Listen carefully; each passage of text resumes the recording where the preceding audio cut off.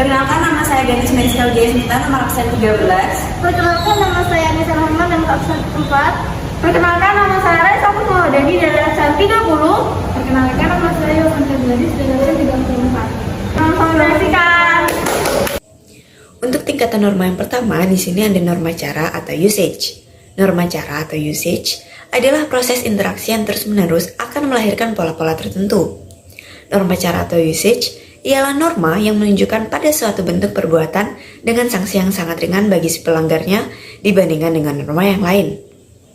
Contoh pelanggaran dari norma cara atau usage, yakni ketika seseorang berpakaian kurang pantas dan saat seseorang membuang sampah sembarangan. Kemudian, untuk penyebab terjadinya pelanggaran norma cara atau usage ini, yakni karena mereka menyepelekan aturan dan norma yang ada di lingkungannya, kurangnya kesadaran dan kurangnya pendidikan.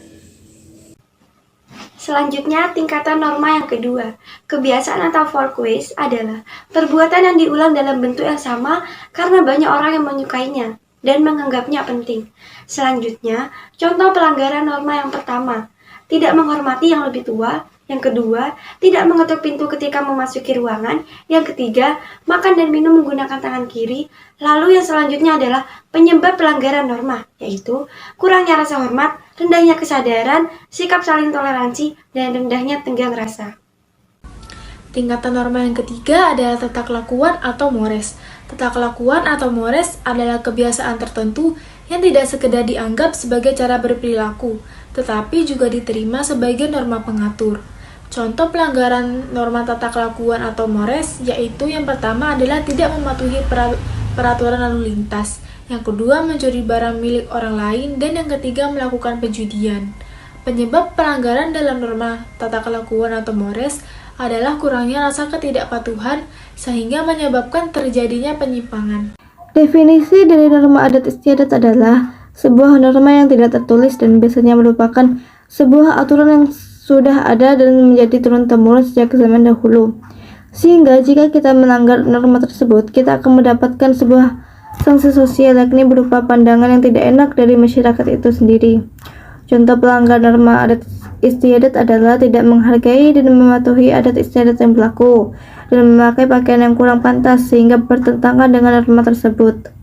Faktor penyebab adanya pelanggaran norma tersebut ialah karena kurangnya rasa toleransi dan rasa kesadaran diri dalam bermasyarakat.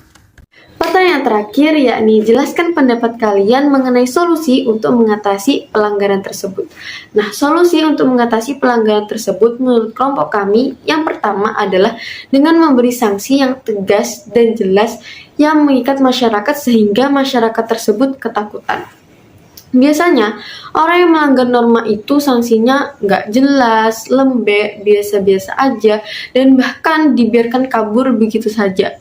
Kalau misalkan sanksinya terus-terusan seperti itu, tidak tegas, maka masyarakat yang melanggar norma itu bakalan tetap terus banyak. Tetapi berbeda jikalau sanksinya tegas dan jelas. Pastinya masyarakat akan ketakutan dan lebih memilih untuk menaatinya daripada harus menerima sanksi yang pastinya merugikan diri mereka sendiri itu tadi. Gitu. Lalu yang kedua, dengan memberikan semacam hadiah ataupun apresiasi kepada masyarakat yang menaati norma. Kalau misalkan orang yang nggak menaati norma itu melihat orang yang menaati norma lalu diberi hadiah ataupun apresiasi, pastinya orang tersebut juga ingin dong diapresiasi ataupun diberi hadiah. Nah, karena itu dengan memberi semacam hadiah atau apresiasi, orang yang melanggar norma tersebut akhirnya ingin juga diapresiasi ataupun diberi hadiah yang akhirnya ya dia lebih memilih untuk menaatinya seperti itu. Lalu yang ketiga, dengan mengembangkan rasa malu dalam jiwa masyarakat yang melanggar norma. Nah, orang yang memiliki rasa malu pastinya dia lebih memilih untuk menaati norma. Karena jikalau melanggar norma itu ada sanksi ataupun ada konsekuensi yang harus kita dapatkan apabila melanggarnya, seperti dikucilkan oleh masyarakat. Orang yang memiliki rasa malu pastinya nggak mau dong dikucilkan masyarakat. Ya, karena dikucilkan masyarakat pastinya akan membuat diri mereka sendiri malu. Kalau misalkan orang nggak punya malu, ya pasti jumlah orang yang melanggar norma akan tetap banyak. Tetapi berbeda kalau misalkan orang memiliki rasa malu akan diri mereka sendiri. Seperti itu. Lalu yang terakhir adalah dengan cara memberi semacam pengetahuan dasar mengenai apa sih itu norma, apa sih manfaatnya kalau misalkan kita menaatinya, apa sih yang akan kita dapatkan bila melanggarnya.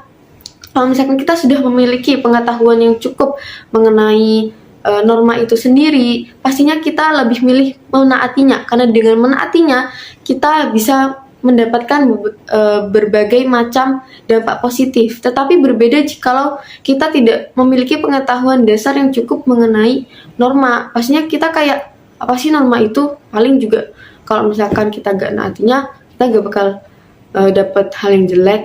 Nah seperti itu. Tapi kan berbeda kalau misalkan kita punya pengetahuan dasar. Jadi seperti itu. Jadi pengetahuan dasar itu penting banget buat kita.